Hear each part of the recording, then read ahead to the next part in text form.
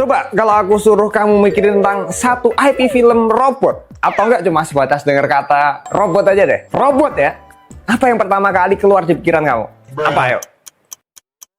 Aku yakin kebanyakan dari kamu bakal mikirin Transformers. Ya, pasti ada yang mikir yang lain sih. Tapi aku tetap sangat yakin kalau lebih banyak dari kamu yang bakal mikirnya Transformer tadi. Nih, AI aja juga sependapat sama aku. Soalnya bukan tanpa alasan ya, Transformer ini bisa se-memorable dan se-legend itu sampai bisa aku bilang ngelabelin kata robot itu sama satu entitas IP Transformer ini. Karena emang kemunculan film robot-robotan satu ini di tahun 2007 itu bener-bener ngerevolusi total industri film robot sampai bisa sebesar yang kita nikmati sekarang ini. Soalnya kemunculan film Transformer ini dulu tuh bener-bener bisa bikin aku percaya banget kalau robot raksasa menyamar dari kendaraan itu tuh bener-bener ada. Karena apa yang ditampilkan di film ini tuh kayak waktu itu tuh kelihatan real banget gitu tuh, masuk akal banget. Apalagi di tahun 2007 dulu tuh nggak ada film live action robot raksasa lain yang bisa semeyakinkan Transformer ini. Dan juga ditambah ledakan-ledakan yang full bombar di keseluruhan filmnya itu bener-bener ngebuat identitas IP film ini tuh kuat banget. Pokoknya ini IP film yang benar-benar menjanjikan banget, yang mana fanbase-nya juga gede, solid banget, karakternya juga jadi bahan cosplayan di mana-mana, dan sekarang pun udah bisa dibilang jadi bagian dari pop culture masyarakat dunia banget lah. Tapi nih, dari awalnya yang bisa seluar biasa itu, setelah hampir 19 tahun franchise live action ini jalan dengan ngasilin 7 film, makin kesini bukannya makin bagus ya, franchise ini malah makin banyak dapat rating ampas dan dikritik habis-habisan sama banyak orang. Aku jadi penasaran banget, kenapa hal itu tadi semua itu bisa kejadian?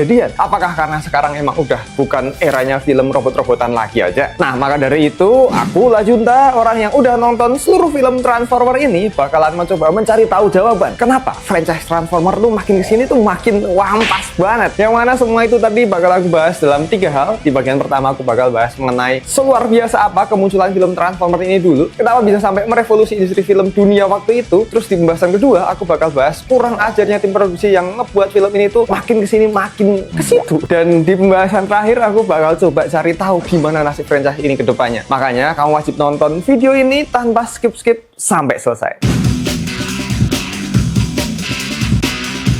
Sebelum lanjut ke pembahasan, aku mau thank you dulu buat Odoo yang jadi sponsor di videoku kali ini. Buat yang belum tahu, Odoo ini adalah software all-in-one bisnis yang gampang banget dipakai buat para pebisnis yang mau usahanya jalan efisien. Soalnya buat kamu para pebisnis pasti tahu banget ribetnya kalau semua proses kerja bisnismu jalan manual satu-satu. Bikin pusing gak sih? Bisa kacau tuh usahanya. Nah, sepenting itu sistem operasional yang rapi dan terintegrasi buat usaha kamu. Dan gak usah khawatir karena semua itu bisa kamu dapetin di Odoo, karena di dalamnya udah ada lebih dari 70 aplikasi yang saling terhubung secara otomatis, mulai dari kelola sales, invoicing, pencatatan keuangan, sampai manajemen inventaris toko atau resto kamu. Semuanya ada di Odoo. Kabar baiknya, pengguna satu aplikasi pertama di Odoo itu gratis, dan kalau bisnis kamu udah makin berkembang dan butuh pakai banyak aplikasi sekaligus, kamu tinggal langganan dengan biaya yang sangat terjangkau, cuma 110 ribuan aja per bulannya. Dan yang paling baru dan super penting buat kamu yang pada punya bisnis kuliner atau resto, Odoo sekarang terintegrasi langsung sama GrabFood dan GoFood. Jadi semua pesanan online yang masuk dari aplikasi ojek online tadi bakal langsung otomatis kecatat di sistem kasir dan inventaris Odoo kamu secara real time. Nggak ada lagi tuh cerita salah input menu manual yang bikin pelanggan ngamuk-ngamuk. Semuanya jadi serba otomatis, cepet dan rapi banget. Pokoknya kalau pingin operasional bisnis kamu jalan mudah dan efisien, langsung aja cobain Odoo secara gratis atau diskusi bareng pakar Odoo lewat klik link yang ada di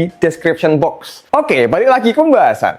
Oke, sebelum mulai, aku mau tanya-tanya ke kamu dulu nih, gimana ya cara paling mudah untuk ngebuat orang bisa percaya sama suatu hal yang mungkin cuma karanganmu aja? Mau ngibul, ya ping asal bunyi doang, ya masih susah dipercaya. Cara paling gampangnya itu ya dengan nunjukin visualnya. No pic kan hoax ya, dan buat tahun 2000-an awal ini, ngibul dengan ngebuat visualnya tuh masih susah banget dibikin. Dan kayak yang gue bilang di awal, kalau sajian visual di film Transformer tahun 2007 ini tuh, itu udah nggak masuk akal banget. Dan benar-benar bisa berhasil ngebuat Lajunta yang versi kecil dengan mudahnya percaya kalau film yang ngarang cerita tentang robot raksasa sembunyi di antara manusia dalam wujud kendaraan itu mungkin beneran ada. Sepercaya itu waktu aku masih kecil. Dulu sampai kalau aku lihat ada mobil bagus dikit, aku bilang, cuma Transformer itu. Soalnya ya gimana nggak kan, tampilan visual yang disuguhkan buat film di tahun 2000-an awal itu ya benar-benar semeyakinkan itu. Menit awal film itu kita langsung dilihatin sama helikopter militer yang berubah jadi robot. Gimana baling-balingnya kelipat dan semua onderdil mobilnya yang mulai dari kaca, pintu, besi-besi itu semua bener-bener gerak presisi ke arah masing-masing, dan masih ditambah sama sound desainnya yang kayak gini.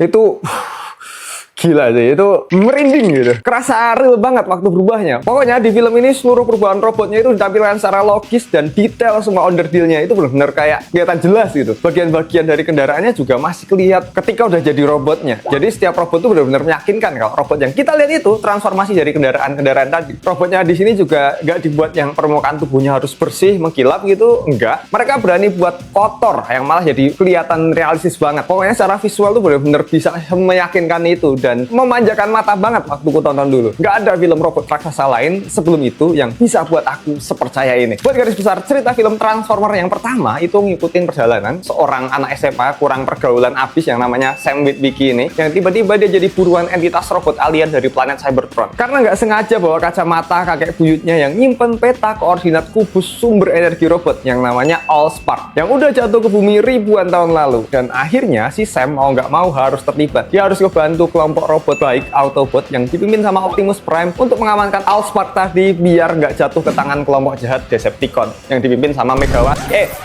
maksudnya Megatron. Sebetulnya dari segi plot ceritanya sih simpel ya, biasa aja sih. Tapi kegilaan dari penulisannya dan sutradaranya, yaitu Om Michael Bay, ini benar-benar berhasil membuat cerita simpel tadi jadi menarik banget dengan membangun dunia yang kuat. Ada dinamika persahabatan antara Sam sama mobil robot kuningnya, yaitu Bumblebee. Romansa anak kupernya Sam sama cewek primadona sekolah, Mikaela. Terus ada dunia militer yang kacau banget menghadapi serangan alien rebutan kota ini. Membuat filmnya jadi kompleks banget. Film ini juga berulang kali berhasil menempatkan penonton ke kondisi kacau, tegang, tapi di saat bersamaan juga ngasih momen komedi yang nyairin suasana. Kayak di tengah pertempuran personel top desk di Qatar ngelawan robot kalajengking ini nih. Di tengah momen tegang mampus dan berbahaya banget, ketika mau nelpon pangkalan di Amerika buat ngabarin keadaan, malah bisa-bisanya dikasih komedi orang India ngangkat telepon minta kartu kredit kalau mau nyambungin teleponnya. Terus waktu awal Sam tuh kan belum tahu ya mobilnya itu robot. Sam takut mampus dikejar mobilnya tadi sambil naik sepeda pink kayak gini. Dan masih banyak momen lain yang nempatin hal serupa. Dan menurutku itu lumayan bermanfaat untuk nurunin tensi biar nggak tegang terus di panjang film. Dan ini film juga jadi perpaduan komplit banget buat film aksi yang tentunya nggak usah diragukan lagi lah ya pertarungannya kayak gimana. Terus komedi dengan porsi yang pas tadi, science fictionnya robot-robotan yang beneran bisa bikin aku percaya, petualangannya sampai thriller chaosnya dunia yang kelihatan kayak mau kiamat, semua itu ada di film ini. Karakter-karakternya juga memorable banget. Si Sam Witwicky yang diperanin sama Shia LaBeouf ini bener-bener berhasil nampilin gimana pesona remaja Cooper yang tiba-tiba harus berurusan sama pertempuran robot alien raksasa. Kelihatan banget cemasnya dia dan paniknya kayak gimana. Kelihatan masih bocah polos banget yang emang terpaksa banget masuk di keadaan itu. Karakter dia yang freak tadi jadi ngasih sisi manusiawi di cerita yang level konfliknya udah sebesar itu. Jadi masih kerasa membumi gitu. Dan sekaligus juga menambah sisi komedi buat filmnya. Tapi terlepas dari itu semua, dia juga digambarkan sebagai pemuda yang gigih. Terus Mikaela yang, inikah Mai?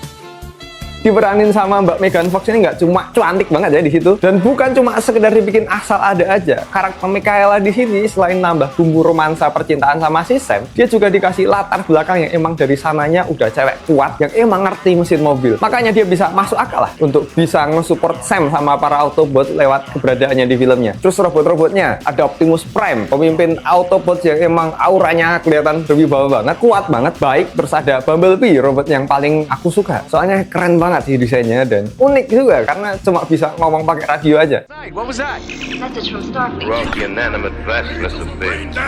Terus Megatron, pemimpin Decepticon. Di sini benar-benar ditampilkan kerasa jahatnya dan ngeri banget. Dan masih banyak karakter lain di film ini yang membekas banget. Bahkan nih, Hasbro yang jadi pemegang IP sekaligus ngejualin mainan Transformer ini, pendapatan mereka tuh langsung meningkat sampai hampir 500% lebih setelah film ini tayang. Hal itu membuktikan kalau karakter di film ini emang dicintai dan punya daya tarik yang kuat banget. Ya walaupun yang dijual kebanyakan cuma robot-robotannya aja ya, tapi udah bisa menggambarkan sekuat apa karakter-karakter di film ini. Dan juga kalau ngomongin soal film Transformer Transformer garapannya Abang Michael Bay ini nggak bisa dipisahkan dari buar dan juga shot-shot seksinya. Soalnya ini buat yang belum tahu ya, Abang Michael Bay ini sebetulnya emang real life-nya Deidara. Sama-sama menganggap kalau seni itu adalah ledakan. Makanya kalau kamu lihat semua film Transformer-nya yang disutradarai sama Abang Michael Bay ini tuh full bertabur ledakan. Dikit-dikit jebluer, dikit-dikit buar. Dan sampai Abang Michael Bay tadi dapat julukan Bayhem, gabungan dari nama belakangnya yaitu Bay sama kata mayhem atau kekacauan. Ya karena sesering itu dia pakai ledakan di film ini. Dan yang perlu aku kasih jempol dan aku salut dari Abang Michael Bay ini ada di kebanyakan ledakan yang ada di filmnya tadi itu dibuat real, beneran. Abang Michael Bay bener-bener kayak meminimalisir penggunaan green screen atau blue screen secara penuh di set itu. Pokoknya kalau masih bisa dibuat beneran ya lakuin. Makanya tiap impact ledakannya itu bener-bener rasa nyata, real, karena ya emang beneran. Dan nggak cuma buat ledakannya aja, tapi banyak aksi gila lainnya yang dilakukan beneran juga, kayak ngancurin, jungkir balikin, ngelempar mobil, terus efek robot mukul-mukul mobil, pesawat nabrak gedung, ngelindes mobil pakai tank, sampai beberapa properti robotnya pun beneran dibuat dalam bentuk fisik pakai practical effect buat syuting. Makanya untuk standar film tahun 2007, chaosnya film ini tuh kerasa hidup dan nyata banget. Perpaduan antara keniatan tim produksi sama Abang Michael Bay buat efek praktikal di lapangan dan kerja luar biasa dari studio Industrial Light and Magic atau ILM yang garap CGI-nya berhasil merealisasikan semua konsep gila di film ini jadi kelihatan nyata banget. Terus buat masalah seksi-seksiannya nih, film-film Transformer garapan Abang Michael Bay ini juga harus kuakui kalau emang filmnya tuh hot banget. Banyak banget teknik pengambilan gambar male gaze atau ngambil gambar erotis sisi tubuh wanita di tiap shot-shot filmnya. Contoh paling jelasnya di film ini nih, waktu Mikaela buka kap mobil ya, yang menurutku jadi adegan paling legend dari seluruh film Transformer. Nah, ini Mbak Mikaela, ini Kang Mai, pokoknya itu ya harus kelihatan seksi biar makin menarik buat pria-pria yang menonton. Dan sekedar info juga nih, Mbak Megan Fox buat mendapatkan karakter Mikaela ini, rumor-rumornya cuma dengan modal ditanyain dua hal aja sama Abang Michael Bay. Pertama, bisa lari nggak lo?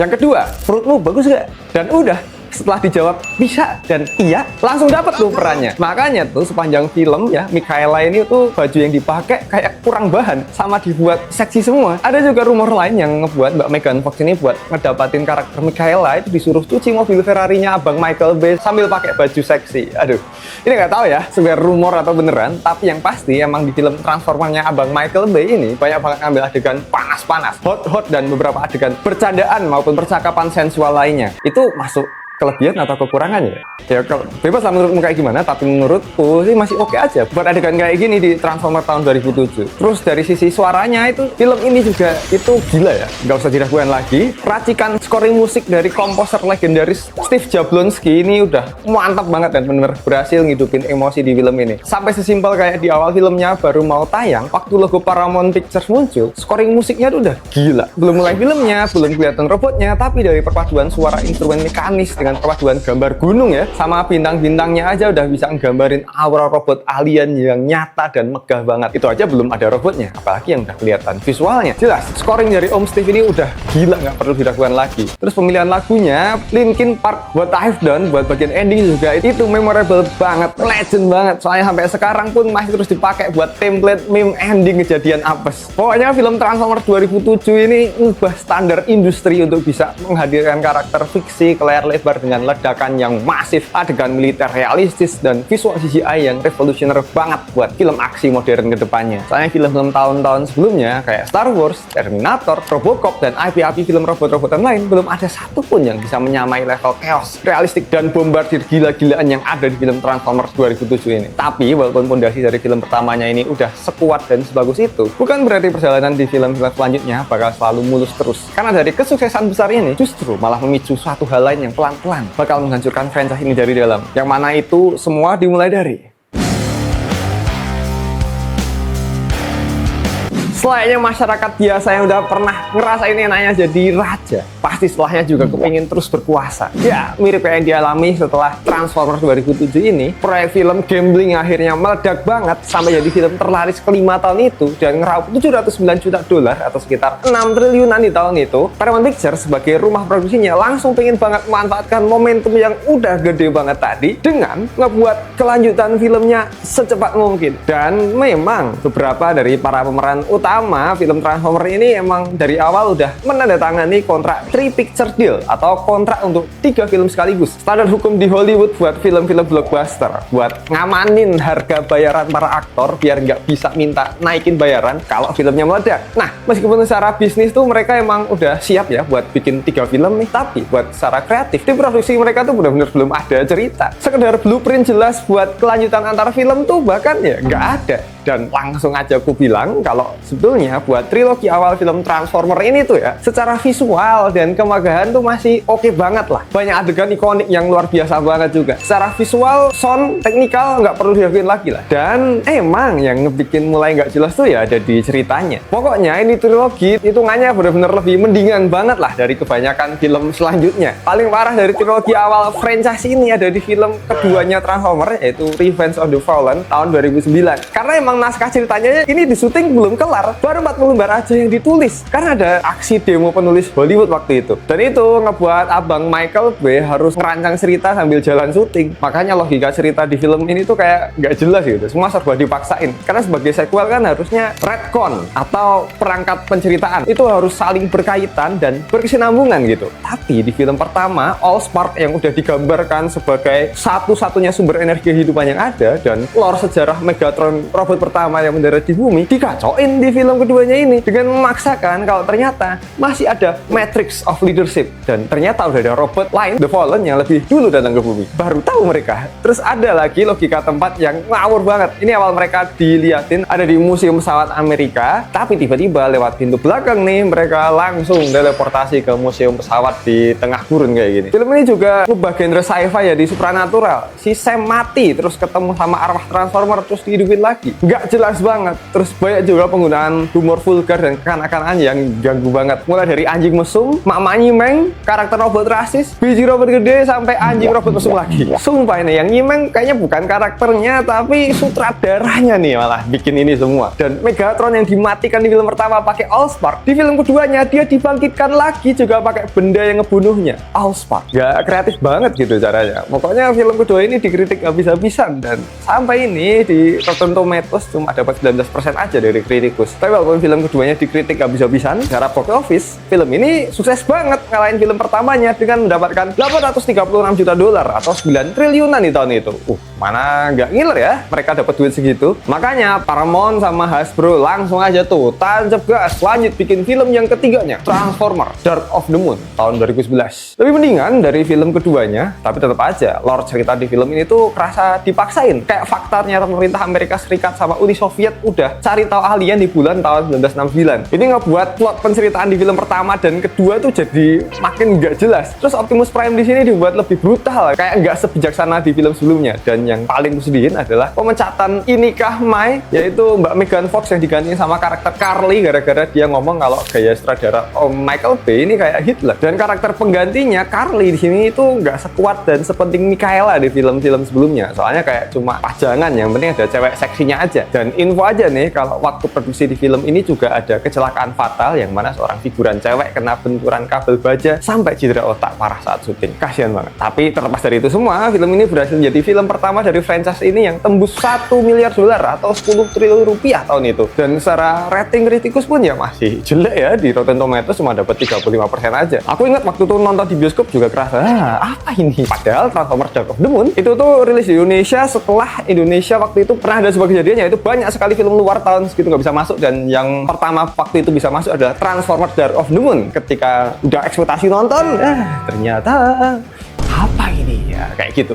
Nah, kelar dari trilogi awal ini nih, bencana sesungguhnya di franchise ini baru meledak pas masuk ke film keempat, yaitu Transformer Age of Extinction, sama film kelimanya Transformer The Last Knight. Di dua film ini Paramount tuh bener-bener kayak ngebunuh franchise-nya sendiri lewat penulisan naskah yang makin kelewat batas serakah lagi. Mulai dari film keempat, mereka ngebuang karakter utamanya, yaitu Sam yang udah berjasa banget di 3 film sebelumnya di cerita film keempat, dan kelima ini bener-bener kayak dilupain, kayak nggak pernah ada gitu eksistensinya, sama sekali nggak disenggol. Kayak ini cerita beda universe yang nggak berkaitan. Terus diganti fokus ke karakter Kate Yeager, seorang penemu miskin yang juga seorang ayah yang karakternya itu langsung dibuat kerasa alpha banget, kuat, nggak takut, shock gitu. Berbanding kebalik ya sama tokoh Sam dulu yang kikuk, takut, dan nggak siapan gitu. Padahal karakter itu yang ngebuat filmnya masih ada sentuhan membuminya. Dan di film keempat, terus sama yang kelima yang udah dibikin Sigma banget tadi, jadi udah nggak berasa membumi gitu. Bentuk karakter robotnya sekarang juga dibuat menyerupai orang. Mulai dari mulut, tangan, pada pakai jubah, jenggot lah, ngudut, dan udah nggak kelihatan lagi tuh bagian-bagian ondel di kendaraannya yang bikin aku dulu percaya kalau itu kendaraannya berubah jadi robot. Dan itu tuh sekarang hilang. Aneh liatnya, dan kayak nggak selainnya aja dibuat gitu tuh menurut.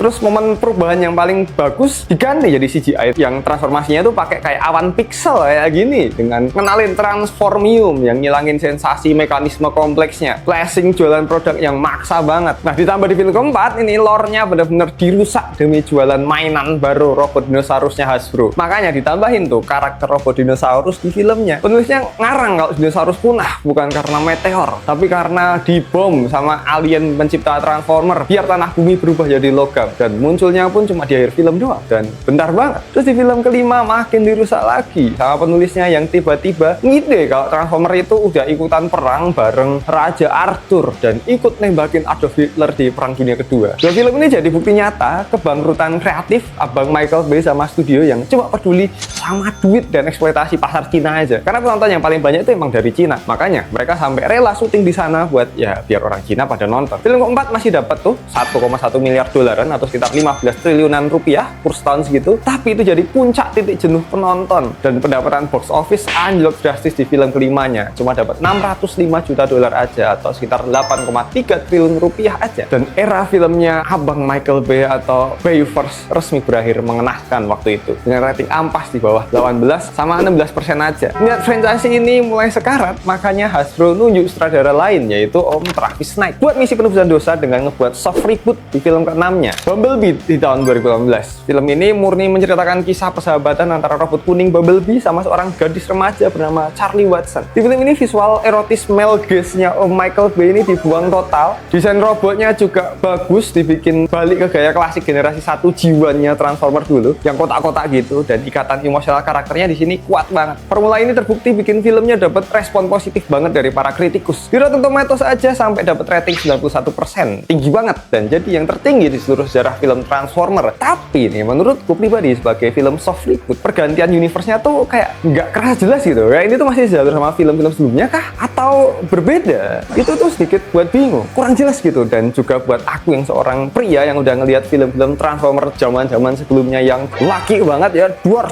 banyak adegan pertarungan, di sini kayak kurang banget tuh. Kayak bukan Transformer yang selama ini aku kenal. Tapi emang secara cerita dan emosi filmnya sih lumayan lah ya. Tapi ini karena emang penonton udah jenuh sama semerawutnya film Transformers sebelumnya, film ini di box office akhirnya cuma dapat pendapatan 467 juta dolar aja atau sekitar 7 triliun rupiah aja waktu itu. Jauh dari film sebelumnya. Tapi bukannya konsisten tobat ya. Di film ke-7, sequel dari film sebelumnya, film Transformer Rise of the Beast tahun 2023, studio malah balik lagi ke penyakit lama akibat keserakahan perusahaan. Mereka maksain sutradara Om Stephen Caple Jr. buat buru-buru masukin faksi Beast Wars, robot-robot berbentuk hewan purba, ke dalam lini masa tahun 90-an demi bisa jualan mainan baru dari Hasbro. Hasilnya ya bisa ketebak, karakter ikonik kayak Optimus Primal atau Cheetor cuma kerasa kayak jadi karakter tempelan asal ada yang kurang dieksplorasi lore-nya. Babak akhir pertempurannya pun kerasa hambar karena cuma berantem di perbukitan hijau kosong yang ngebosenin. Puncaknya film ini ditutup pakai adegan ending yang super maksa, yang mana karakter utamanya si Noah ini tiba-tiba diajak gabung ke organisasi G.I. Joe. Ini waktu aku nonton film ini di bioskop, aku berempat, 3 orang yang nonton bareng aku tidur di menit yang berbeda-beda. Aku aja nggak tahu tuh musuhnya kalahnya gimana karena saking boring banget nih pertarungannya. Padahal dulu Beast Wars itu yang di versi animasi kayak kerasa lebih seru daripada ini dengan grafik yang masih burik padahal waktu itu. Nah, dan inilah benar-benar wujud keputusasaan Paramount yang asal tabrak aset IP lain milik Hasbro demi ngebangun cinematic universe-nya sendiri biar kelihatan keren kayak Marvel. Alhasil rating filmnya mentok di 52% dan pendapatan box office-nya makin merosot lagi. Yang pendapatannya cuma dapat 439 juta dolar aja atau sekitar 6,3 triliun rupiah aja waktu itu. Dan ini membuktikan kalau penonton emang benar-benar udah males banget sama franchise robot-robotan satu ini. Dan sebetulnya di akhir tahun 2024 lalu Paramount juga ngeluarin film animasi Transformer One yang dapat banyak pujian dari para kritikus karena emang dinilai berhasil menyajikan penceritaan sejarah planet Cybertron dengan sangat baik sesuai original G1-nya. Tapi sayangnya, seperti film Bumblebee tahun 2018, sebaik apapun cerita dan sebagus apapun pujian yang didapat, nggak bisa mengalahkan angka pendapatan filmnya karena duit yang bicara. Secara finansial, Transformer One gagal total di box office itu cuma dapat 129 juta dolar aja, atau sekitar 2 triliunan aja, sehingga proyek film animasi kelanjutannya yang awalnya udah disiapin dibekukan sepenuhnya sama studio. Dan kehancuran franchise ini tuh yang sebetulnya ya karena murni keserakahan dari Paramount dan Hasbro yang cuma mikirin cuan aja, yang penting untung gitu. Dan info aja kalau kebanyakan perubahan desain karakter ataupun penambahan karakter robot di film ini tuh ya sebetulnya cuma biar Hasbro bisa jualan mainan baru aja. Jadi emang seserakah itu mereka, dan akhirnya nggak peduli tuh sama cerita. Dan akhirnya bumi ini tuh sebetulnya malah kayak jadi tempat sampahnya planet Cybertron yang nyimpen barang-barang kosmik tadi. Separah itulah cerita di franchise ini. Dan kalau gitu, apakah akhir dari franchise Transformer ini bakal cuma ditutup kayak gini aja? Kamu harus tahu dulu kalau Paramount sebagai studio produksi franchise Transformer ini tuh terikat sama perjanjian lisensi yang ketat sama Hasbro sebagai pemilik sah IP Transformer ini. Dan dalam perjanjian, Paramount wajib ngerilis film live action Transformer baru sebelum tahun 2029. Kalau nggak berhasil memenuhi target tadi, hak cipta adaptasi film bernilai triliunan rupiah ini bakal hangus dan otomatis balik tangan lagi ke Hasbro. Makanya sekarang ini Paramount kayak baru dikejar-kejar PR besar untuk ngebuat film yang mana track record beberapa film terakhirnya tuh gagal terus ya. Dan situasi ini makin diperparah setelah Paramount di tahun ini juga mengakuisisi Warner Bros dengan kesepakatan bernilai fantastis lebih dari 100 miliar dolar atau sekitar 1,8 triliun rupiah.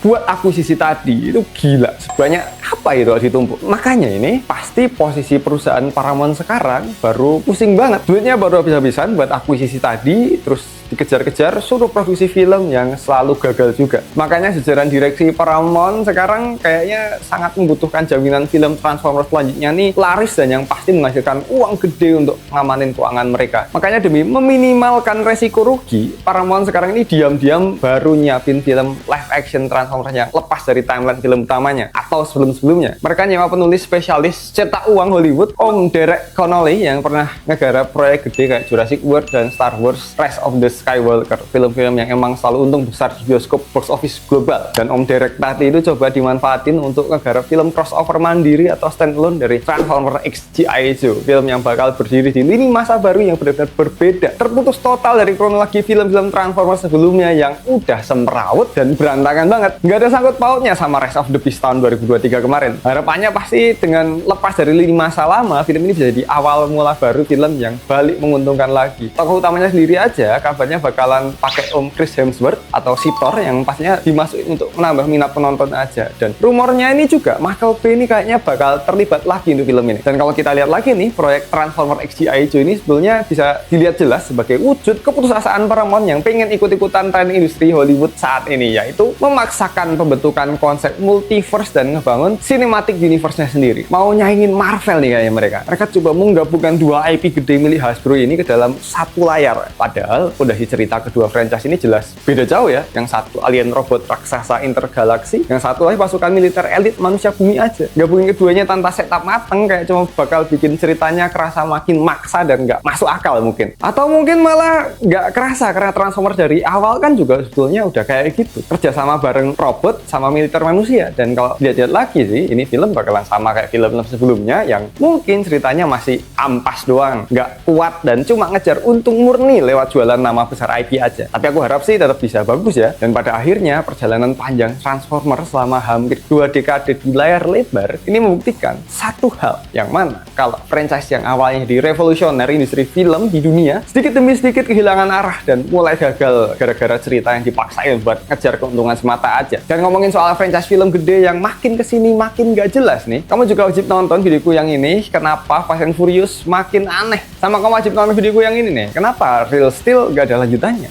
Langsung aja tonton dua-duanya, pinjam HP teman kamu, dan jangan lupa cek produk yang udah kutaruh di sini nih.